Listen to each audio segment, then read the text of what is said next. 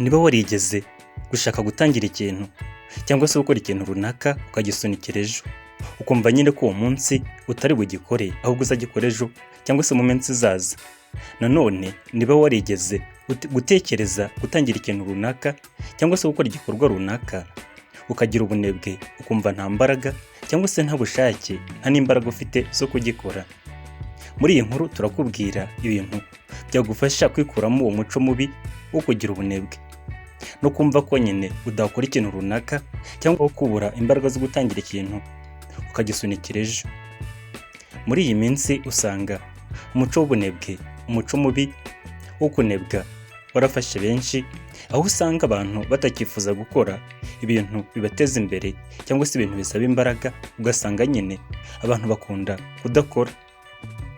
Ugasanga abantu benshi bafashwe n'uyu muco, ariko burya hari uburyo ushobora kugira itandukaniro nabo ukoresheje izi ntambwe 10 tujye kukubwira. Ushobora no kuzita inama kubera ko zagufasha guhangana na kino kibazo cyo kugira ubunebwe ndetse ukakirukana mu buzima bwawe burundu. Intambwe ya mbere cyangwa se inama ya mbere ufasha kwikuramo ubunebwe ukabwirukana mu buzima bwawe ni ukugira intego cyangwa se gukorera ku ntego, set goals. Muri rusange gukorera ku ntego bituma nyine ubasha kugira imbaraga n'umuhate wo kugira ngo ya ntego uyigireho, cyane cyane iyo ntego ugasanga ni ikintu wifuzaga kugeraho mu buzima bwawe cyangwa se wifuza kugeraho mu minsi iri imbere. Gukorera ku ntego no kugira intego ni intambwe ya mbere igufasha kwirukana ubunebwe mu buzima bwawe ndetse no kuba byakongera umuhate wo kugira ngo ubashe gukora, ubashe kugera kuri icyo gikorwa wiyemeje. Ahanini kugira intego ni nawo musingi wa byose ugeza abantu ku iterambere, ariko usanga ahanini abantu batazi icyo kugira intego cyangwa se gukorera ku ntego ari cyo. Ugasanga muri rusange babaho nta ntego cyangwa se ibijeni ibyo bakira. Iyo ufite intego cyangwa se ukorera ku ntego bituma nyine ugira imbibi z'ibyo ugomba gukora ndetse bikaguha n'umurongo mwiza ugomba kugendamo kugira ngo ugere kuri ya ntego yawe. Nanone ukamenya uburyo ugenzura cyangwa se ubara intambwe usigaje kugira ngo ugere kuri ya ntego. Gukorera ku ntego rero biguha umwanya mwiza ndetse n'amahirwe yo kuba wabasha gukora byinshi kandi ukabigeraho, ndetse bikanirukana no kugira ubunebwe mu buzima bwawe. Ahanini ni byiza kugira intego, cyane cyane intego igashingira ku byo wifuza kugeraho mu buzima cyangwa se byagufasha kugera ku iterambere ryawe cyangwa se ikindi kintu cyose wifuza kuzaba cyo mu buzima bwawe. Intambwe ya kabiri cyangwa se inama ya kabiri yagufasha kwirukana ubunebwe mu buzima bwawe ni ugukuraho ibintu byose bishobora kuza byatuma utabasha kugera ku gikorwa wiyemeje cyangwa se byatuma utabasha kugitangira. Ahanini usanga muri ubu buzima turimo bw'iyi minsi dufite ibintu byinshi biturangaza. Ugasanga hari interinete, imbuga nkoranyambaga ndetse n'ibindi bitandukanye bituma tubihoraho tukamara umwanya mwinshi kuri byo, bikaduhugiza muri rusange. Ariko ugasanga ibyo bintu biraturangaza bigatuma tutagera ku ntego zacu cyangwa se tudatangira ngo dukore ibyo twagakwiye gukora bijyanye n'iterambere ryacu. Ugasanga abantu bafata umwanya munini birirwa mu mafilime ndetse n'ibindi bitandukanye, nubwo nabwo byose ari ngombwa, ariko burya mu gihe ufite intego cyangwa se mu gihe ufite icyo ushaka gukora, ushaka kugeraho mu buzima, ni byiza ko ibyo bintu bigabanya ukabishyira ku kigero gito. Ahanini ibyo birangaza ni nabyo burya biba isoko yo kuba wagira ubunebwe cyangwa se bikazamura umuco w'ubunebwe muri wowe, kubera ko biba biguhugije ukumva ko amarangamutima yawe ndetse n'ibyishimo byawe biri muri bya bintu bikurangaza. Ku muntu rero burya wifuza gukwirukana ubunebwe mu buzima bwe, agerageza kugabanya ibintu byose bimurangaza bitari ngombwa ndetse agahitamo ibimufasha kugendera mu nzira nziza yemeje kugeraho, za zindi zimwerekeza ku ntego ye cyangwa se mu buzima yifuza kubamo mu buzima bw'ejo hazaza. Intambwe ya gatatu cyangwa se inama ya gatatu yagufasha kwirukana ubunebwe mu buzima bwawe ni ugukorera ku gihe kandi ugakorera kuri gahunda. Muri rusange gukora utazi igihe cyangwa se utareba igihe ni bibi, kubera ko bituma ubasha kunebwa ndetse bikanatuma utabasha gutanga umusaruro wa nyawo kuko ntubusiganwa n'igihe. Ahanini burya kugira ngo ukore neza ni byiza kugira igihe ugasiganwa nacyo, ukavuga uti mu masaha angahe gutya 2 cyangwa se 3 rero ndanangije gukora iki kintu runaka. kandi ugakora nyine ugakora ushingiye kuri cya gihe washizeho, kandi ugakora ku buryo bya bintu wapanze biri buze guhuza na cya gihe. Ibi rero bigutuma ugira kuraje mu kazi kawe, bigatuma ukorana imbaraga ndetse n'ingufu zose ufite, kubera ko hanini usanga abantu benshi bashobora gutanga umusaruro muke ugereranyije n'uwo bagatanze mu gihe batakoreye ku gihe. Ubushakashatsi butandukanye bwagiye bukorwa kuri iyi ngingo bwagaragaje ko gukorera ku gihe bisa naho bigushizeho puresha cyangwa se bigushizeho izindi mbaraga zituma ubasha gukora cyane, haba mu bijyanye no gukora k'umubiri cyangwa se mu bijyanye no gukora k'ubwonko bwawe. Ibyo rero bigatuma utanga umusaruro mwinshi uruta uwo wagatanze mu gihe udakorera ku gihe. Intambwe cyangwa se inama ya kane ukwiye gukora kugira ngo wirukane ubunebwe mu buzima bwawe ni ukugira gahunda cyangwa se ugakora ibikorwa ariko ubigendeye ku cyo ugomba gutangiriraho mbere cyangwa se igifite akamaro kurusha ikindi. Ushobora kubyita prioritize your task cyangwa se your job. Ahanini usanga umuntu ufite akazi atazi icyo ari buhereho cyangwa se atazi aho ari buhere.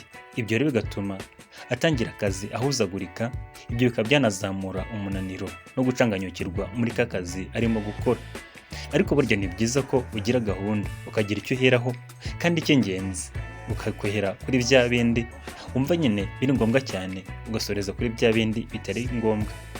Kubera ko iyo utangiriye kuri bya bindi biri ngombwa bituma nyine ubasha kubikora neza, kabone ko nyine burya mu gihe ugitangira akazi uba ugifite imbaraga n'amafu wakuye mu rugo cyangwa se watangiranye ka kazi. Uko ugira gahunda ndetse n'uburyo ibikorwa byawe ubikurikiranya, nabyo bituma nyine ubirangiza kare, ndetse ukamenya n'uburyo bwo kugenzura umusaruro w'akazi kawe wakoze uwo munsi, ndetse ukareba n'ibyo ugomba gukosora kugira ngo ubashe gutera imbere cyangwa se urusheho gukora neza birenze uko uyu munsi wakoze, bityo ejo hakazagenda neza cyangwa se akazi kawe k'ejo kakazagenda neza. Intambwe ya gatanu cyangwa se inama ya gatanu yagufasha kwirukana ubunebwe mu buzima bwawe ni ukwiyaturiraho ibyiza. Burya amagambo y'urucantege nayo ashobora gutuma ubunebwe buzamuka muri wowe, ndetse bikana byatuma ubwawe wiyica intege, bityo bigatuma utanga umusaruro muke cyangwa se mubi ku kazi kawe. Ni byiza rero kumenya kwiyaturiraho amagambo meza uzamurira imbaraga ndetse akagutera n'akanyabugabo. Nanone ukirinda ibiganiro bibi bya bindi bigaragaza ko uri umunyantege nke cyangwa se nta mbaraga ufite muri ka kazi kawe, cyangwa se nta nzozi ufite zo kugera ku byo wifuza kugeraho. Burya amagambo bavuga ko arema, kandi nibyo. Buri magambo yose uyaturiraho cyangwa se ukunda kumva cyane aba igice cyawe, ndetse akanagira uruhare runini mu mikorere yawe ndetse no mu mitekerereze yawe. Wabyanga cyangwa se wabyemera, burya amagambo yawe, amagambo ukoresha, ay'abandi bagukoreshaho cyangwa se ayo wumva mu bintu bitandukanye, burya azagira uruhare runini mu kugenzura ubuzima bwawe mu gihe utitayeho ngo ube maso, umenye kwivugiraho ibyiza ndetse ubashe no kubishyira mu bikorwa uko bivuga. Intambwe ya gatandatu cyangwa se inama ya gatandatu yagufasha kwirukana ubunebwe mu buzima ni ugukwikuramo ko burya ugomba gukora ibintu byose neza 100%. Burya rero abantu benshi bajya bagira ikosa ryo kumva ko batangira ari uko bagomba gukora ibintu neza 100%, bisa neza, bikeye cyangwa se biri ku rwego runaka. Ibyo bigatuma badatangira igikorwa runaka cyangwa se ngo bakora ibyo biyemeje kugeraho. Burya ntibishoboka ko umuntu utangira ashobora gukora ibintu neza 100%, ahubwo burya aratangira akagenda anoza, anarushaho gukora neza bitewe n'ibyo agiye abonera muri ka kazi afite. Burya kwicara ukarebera ikintu inyuma utagitangiye bituma burya ubasha kukigeraho expectation zitari zo, cyangwa se wanakijyamo ugasanga ibyo wibwiraga biratandukanye. Ni byiza rero gutangira, wikumva ko uzatangira ikintu runaka cyangwa se ko umuntu runaka ari uko burya ubonye uburyo uzabikora neza 100%. Burya ntibishoboka. Burya umuntu amenya ibyo gukora neza mu gihe yabitangiye, azi uburyo bimeze, uburyo bikora ndetse n'imikorere yabyo. Ni byiza rero burya gutangira, ugenda usunika ibintu wagakoze uyu munsi ngo bisishire ejo, kuko burya bikwambura umwanya wawe, bikakwambura ubumenyi wakagize mu gihe watangiye cya gikorwa, nanone bikagutera ubunebwe, bigatuma ubunebwe buzamuka. Ibyo bikaba umuco kuri wowe ndetse ukumva ko nta bintu ugomba gutangira cyangwa se gukora, ahubwo uzahora bisunikira ejo hazaza, bikarangira ejo hazaza habaye ejo hazaza, bityo bikazarangira cya gikorwa utagikoze cyangwa se ukibagiwe ko wagakwiye kuba waragikoze. Intambwe ya karindwi cyangwa se inama ya karindwi yagufasha kwirukana ubunebwe mu buzima bwawe ni ukwibuka ko burya ugomba ikintu. Ahanini burya gukora ni byiza, nanone burya gukora abantu benshi bibwira ko bikuraho ubunebwe, ariko burya ushobora no kunebwa uri mu kazi bigaragarira abandi uko urimo gukora, ariko kandi ibyo bikaba bishobora guterwa n'impamvu zitandukanye, zirimo kuba ubwawe ku kazi utakishimiye, cyangwa se ku kazi wumva nyine katakuri ku mutima, cyangwa se ukaba unaniwe. Ni byiza rero kwibuka ko ugomba kuruhuka, kubera ko kunanirwa nabyo bishobora kuba isoko y'ubunebwe ndetse no gutuma watanga umusaruro mukeya. Uko ukora burya uba ugomba kugira igihe gihagije cyo kuruhuka kugira ngo umubiri wawe ubashe kuruhuka, ubashe kwisubiza ndetse n'ubwonko bwawe ubashe kwishyira ku murongo. Iyo ukoze unaniwe, umubiri utanga umusaruro muke ndetse n'ubwonko bwawe ibitekerezo byabo ntibijye ku murongo. Burya nta kazi kadasaba ko ukora umeze neza mu bwonko, ufite n'umubiri ufite imbaraga ndetse ukora neza. Burya umunaniro utera ibibazo bitandukanye birimo n'ibibazo by'uburwayi, ariko si birangirira aho, ahubwo burya binagera nyine no ku musaruro wagatanze kuri ka kazi kawe. Niba ushaka kwirukana ubunebwe muri wowe, ni byiza ko ukora, ariko ukibuka ko ugomba no kuruhuka kugira ngo umubiri wawe ubashe kwiricaginga cyangwa se ubashe kwiyuzuzamo imbaraga zituma ejo nabwo uzabasha gukora kandi ufite imbaraga, za mbaraga nyine uzihorane kandi uhore utanga umusaruro ukwiye. Intambwe ya 8 cyangwa se inama ya 8 yagufasha kwirukana ubunebwe mu buzima bwawe ni ukwiha igihembo ndetse ukarya ufanagita n'umwanya, ukishima wowe ubwawe, ukihemba muri rusange. Reward yourself. Ni byiza rero kuba wakwishimira umusaruro w'akazi wakoze ndetse ukabyihera igihembo. Igihembo gishobora kwigurira ikintu runaka wumvaga ukeneye mu buzima bwawe, cyangwa se ukaba wasohokera ahantu runaka, cyangwa se n'ikindi kintu wumva ari ingenzi kuri wowe cyangwa se ku bawe.